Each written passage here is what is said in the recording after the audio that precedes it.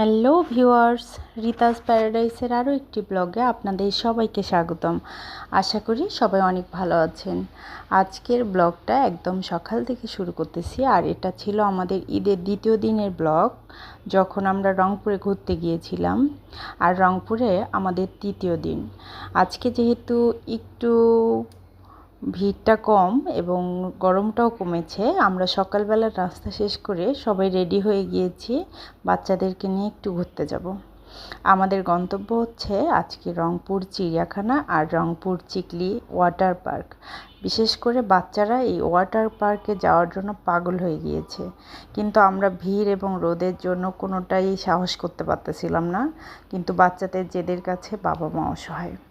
চিড়িয়াখানায় গিয়ে রীতিমতো আমাদের মাথায় হাত।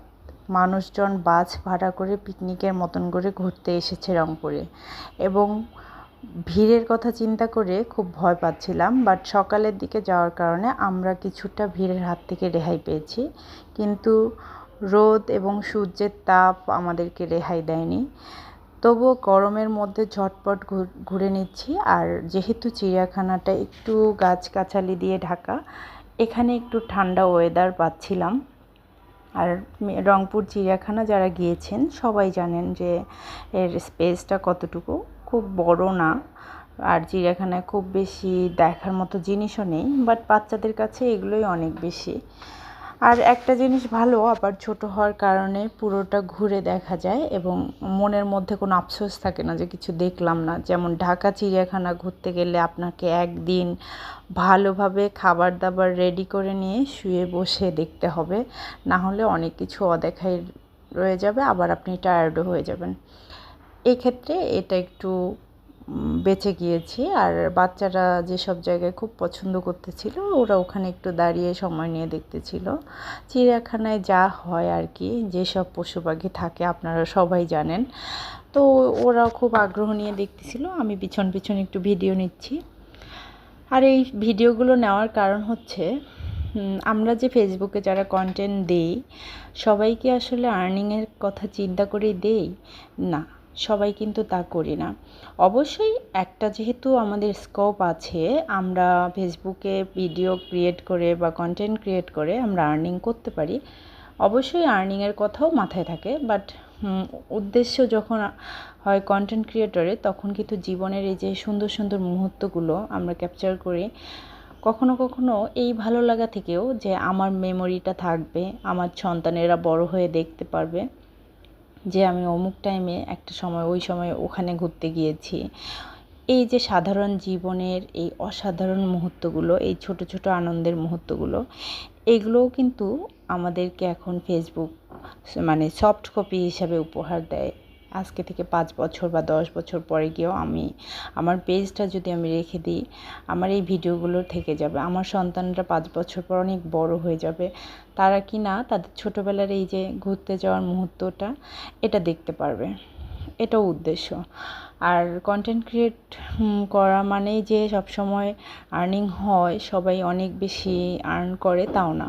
আমি একজন ছোট্ট পেজ ওনার, বাট আমি কিন্তু খুব মন খুলে এখানে ভিডিও দিই, এবং যারা আমাকে ভালোবেসে দেখেন, তারাও কিন্তু মন খুলেই দেখেন।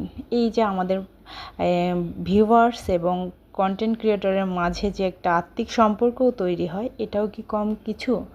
এটাও কিন্তু অনেক বেশি। একটা ভার্চুয়াল জগতে আমাদের মধ্যে একটা ভাই বোন বা বন্ধুত্বের সম্পর্ক তৈরি হচ্ছে ভিউয়ার্স এবং কন্টেন্ট ক্রিয়েটরের মাঝে, এটাও কিন্তু অনেক বড় কিছু। তো ঠিক আছে, অনেক কথা বলে ফেলতেছি। আর বলতে বলতে আমাদের রংপুর চিড়িয়াখানা ঘোরা শেষে গিয়ে ময়ূর সুন্দরীর দেখা পেয়েছি।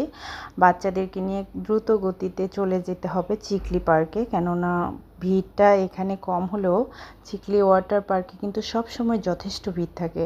আমরা কিন্তু একবার গিয়ে ঢুকতে পারিনি। আর এটার একটা টাইমিংও থাকে, যেহেতু দুপুরবেলা আমরা আশা করেছিলাম ভিড়টা কম হবে, বাট আমরা কিন্তু অটো থেকে অলরেডি নেমে গিয়েছি। আর আমি যে খালটা দেখাচ্ছি কচুরিপানা দিয়ে ভরা, সেটা হচ্ছে শ্যামা সুন্দরী খাল, আমাদের রংপুরের বিখ্যাত শ্যামা সুন্দরী খাল। আর এই তো রংপুর চিড়িয়াখানা থেকে আমরা চিকলি ওয়াটার পার্কে পৌঁছে গিয়েছি, বাট আমরা গেটে গিয়ে ওয়েট করতেছি টিকিটের জন্য। আর বুঝতে পারতেছেন ভিড়টা কতটুকু, আমাদের অটো কিন্তু গেট পর্যন্ত আসতে পারেনি। ভিতরে যেহেতু স্পেসটা একটু বেশি, তাই সকালবেলা হওয়ার কারণে একটু ভিড়টা কম পাচ্ছি। আর যারা রংপুরের চিকলি ওয়াটার পার্কে গিয়েছেন তারা সবাই জানেন পুরোটাই কিন্তু একটা ওয়াটার মানে বিল পাশে, আর সাথে একটা বড় চওড়া রাস্তা। এক সাইডে বিল আর এক সাইডে হচ্ছে কিছু রেস্টুরেন্ট, ওদের কিছু রাইড, এগুলো। তো বাচ্চাদেরকে নিয়ে খুব সাবধানে আমরা এগোচ্ছি। এদিকে ঋদ্ধ, ওর বাবা আর নীল তার বাবা, ওরা গিয়েছে ওয়াটার পার্কে।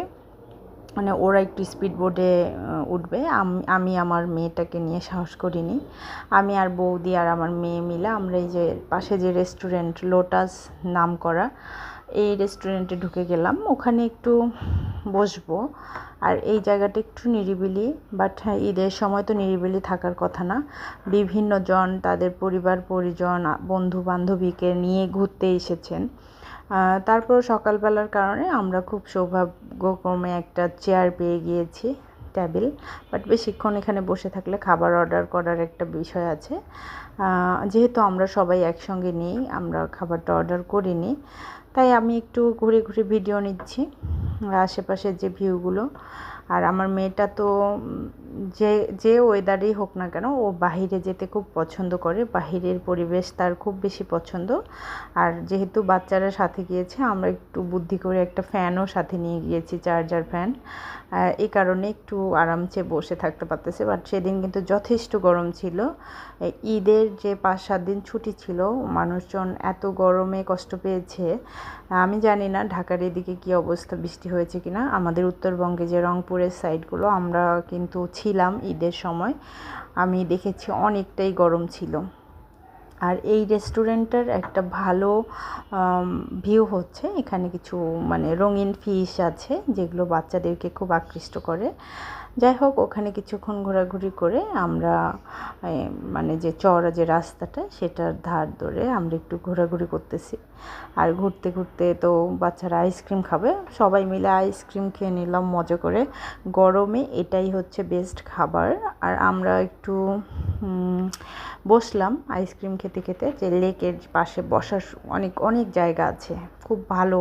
যদি আপনি সময় নিয়ে যেতে পারেন চিকলি ওয়াটার পার্কে, বান্ধবী বন্ধু বা ফ্যামিলি পরিবার পরিজন যাদের সাথেই যান, খুব ভালো সময় কাটানো যায়। বসার যথেষ্ট জায়গা আছে, কেউ ডিস্টার্ব করবে না এবং পরিবেশও ভালো।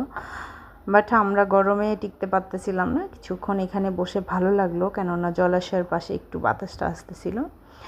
এখানে ঘোরাঘুরি করে আমরা আবার বাড়িতে ফেরার পথ ধরলাম।